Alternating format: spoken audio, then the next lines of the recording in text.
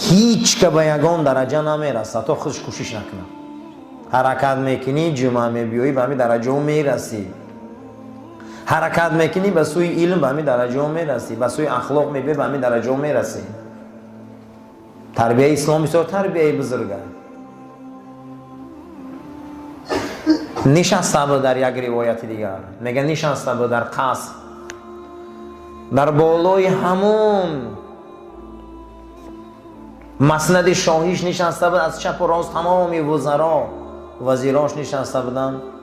میگه در همین حال میگه همه در سکوت بودن که مرد میگه از داخل قصر شد، کسی را نپرسید. حرکت کرده مرد به سلطان نزدیک شد در زمان شاهیش. از کسی چیزی نمیپرسه که بعد از او گفت کجا آمده ای مرد؟ گفت ویرانه. بخندید گفت قصر من و دولت من چخیل ویرانه. از کی گرفتی؟ گفت این سلطنته. گفت از پدرم. گفت پدرت از کی گرفته؟ گفت از پدرش. گفت پدرت ای که گرفته بود است؟ گفت از دیگر کس. او گفت ای دیگر کس. گفت اوش ای دیگر کس. کجا شدن؟ گفت همه به قبرستان رفتن. گفت قصر دولت هم کلید خونه بوده، ای خود نبوده، ای دست هم میگیرنیدم. میگم که قصر ویران خونه با قدیم جنگ میکنی، همین هم ای خود نبوده است. ای دیگه آدمو تو گرفتی با ای دست میگیرنشن. میگه این مرد برآمد رفت و 9 سال این مرد کاف که این کی باشه. 9 سال در عشق همین مرد بود که همین نیاوم. روز آمد در شهر نیشاپور 9 سال بعد این مرد باز دعا گیری قد زیارت کرد خضر علیه السلام بود است. برای همین عزیزان این دنیا وقتی چه بوده؟ همشون از دنیا گذشتن رفتن، ولی ای خدا عزیزای خدا اینا سپری بلا هم. عزیزان خدا چی بدستیان؟ سپری بلا. جناب پیغمبر واقعا سپری بلا بودن، صحابش سپری بلا بودن. عزیزای خدا سپری بلا هم. جهان جای گدازی دوستان است. این دنیا در دوستای خدا در عذاب هم نکن. زیدونی ها به دشمن بوستان است. میگن دشمن ها را میبینیم میگه در راحت هم. ندید فرعون کافر درد سر را. فرعون از سرش در کرد اگه نبوده دعوای خدایی کرده است. ندید شدادیان از چشمی تر را. شداد میگه بیش ساخت که من رنگ خدا رو خیلی جنت دارم گفته. یکون بار میگه چشمش اون نریخ میگه در حق خدا. این کارو شد بین.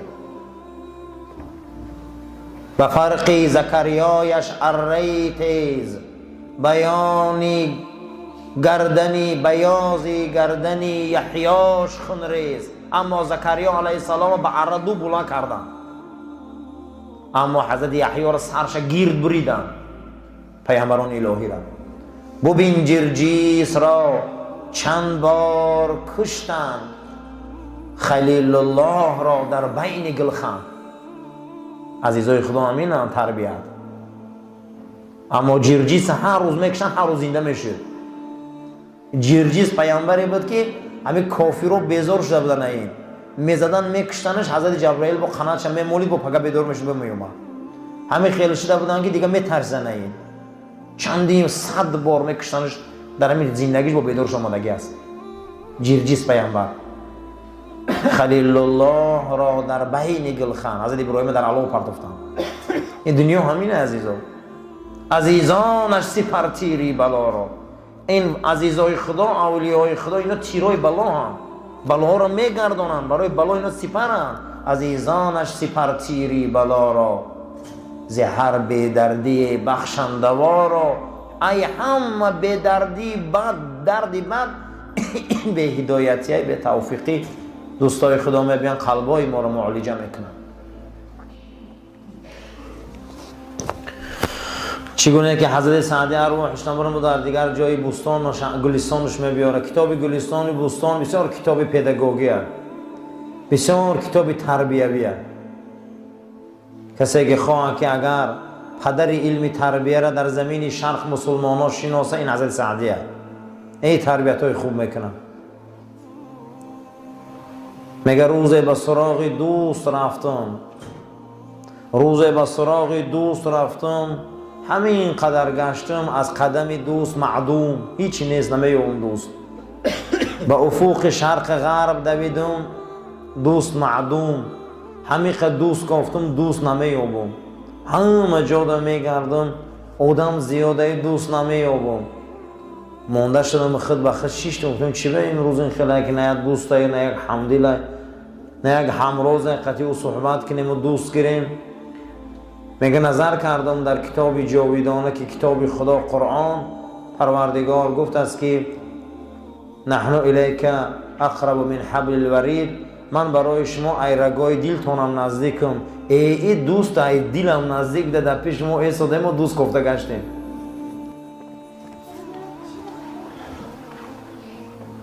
الله جل و علا شأنه در کتاب جاویدانه قرآن عظیم و شأن گفته است که من برای شما ایرگای گردنتونم نزدیکم. ما دیگه دوست در کار نیست. پروردگار برای ما از رگای دلمونم نزدیک بده، برای ما دوست در کار نیست. میگه همشه دور کردم و دوست یافتم. برای همین عزیزا دوست باید ما سراغ کنیم، دوست یابیم، دوست کابیم، لیکن نگاه میکنیم که دوست ایرگای دلمونم نزدیک بده است. در پیش ما بوده حضرت دوست الله جل و علا شأنه. چگونه که عبدالله انصاری هم در مناجات نامش میبیاره که الها پروردگارا ندانم، میگه من نمیدونم کجایی، من نمیدونم که تو در کجایی، لیکن در همه جا جلوه نمایی، همه جا تو هستی، لیکن نمیدونم در کجاشی. شیرینتر از جانی، فزونتر از تمام هستی منی. نمیگه نه ای جانم تو شیرینی. برای چی؟ برای که بین منی و بین جانی. این فلسفه صحبت شد این که ولی تا جان موندن میگه توی و جانه، یعنی که ما باید ای جان مونم زیاد دوست داریم. حضرت پروردگار آفرندمون این یک تربیت های اسلام هست. این تربیت ها رو دوست داشتن در کنه که ما دوستمون باید یابیم. خوشا به حال انسانی که دوستا رو میابه، خوشا به حال انسانی که در سراغ دوست میبرویم. تمام پیغمبران آمدن یک درخت شیراندن، نام این درخت ماندن اخلاق، رفتن. تمام پیغمبران برای همین اومدگیان. نام درختشان چی بوده؟ اخلاق. این اخلاق پس می شود، این اخلاق بلند می شود. چی با؟ برای اون که همه پیغمبران آمدن اخلاق آورده به دستیان. اینش که می اومده که اخلاق پس شدگی، پیغمبر می اومده با اخلاق پره می کرده می رفته است تا اینش آمدن با این اخلاق ضعیف می شود. خیلی اخلاقای ما ضعیف شدگی، تربیت ها ضعیف شدگی. لیس للانسان الا ما سعی. قرآن حکایت میکند که انسان به یگان جا نمیرسه تا خودش کوشش نکنه. یگان جا ده یگان چی پخته گرمک نموندین عزیزو، حرکت میکنی، اخلاق دم حرکت میکنی، رزق دم حرکت میکنی، جمعه ده حرکت میکنی. قرآن میگه لیس للانسان الا ما سعی. ما سعی میکنیم، انسان درجه های رتبه را با کوشش خودش مییابه، با سوی اخلاق سعی میکنیم، با سوی اخلاق سعی میکنی، حرکت میکنی که به او درجه رسی. آن سلطانی دولت و دین، آن جوشاننده علم یقین، آن شخصی که دنیا را پسی پا زد، کافر در صحبت او مسلمان شدی، شاه اقلیم، همه در پیش او حیران بودی. شیخ سلطان ابراهیم ادهم، همه در پیش حیران شده است. چه به ملک دنیا را پسی پا زده، 11 سال پیاده رسیده به حرم شریف. چند سال؟ این خیلی اولیه ها بود است. 11 سال پیاده رفته رسیده به حرم شریف. هر ملک و هر دهه و هر مکان و هر مقام زیارت کردی. 11 سال به حرم رسیدی. طواف کردی. وقتی طواف میکنه دور از طواف میسته و خانه را نگاه میکنه، میگه ای من از ملک بلخ خستم، 11 سال صحرا و بیابان قدی سعی کردم آمدم. میگفتن کجا میری؟ خانه خدا. ای من گمان کردم خدا همه جای، غیر خانه سیو چیزی نبود از کو. و من آمدم که خدا را در اینجا یابم. من آمدم چیزی نیفتم غیر خانه. من گمان کردم که خدا در خانه شد. بعد از اون میگه با گریس یک جوان زیبایی را دید که همین خیلی جوان زیبا های. پیش کعبه آمد، میگه جوان از هوش رفت.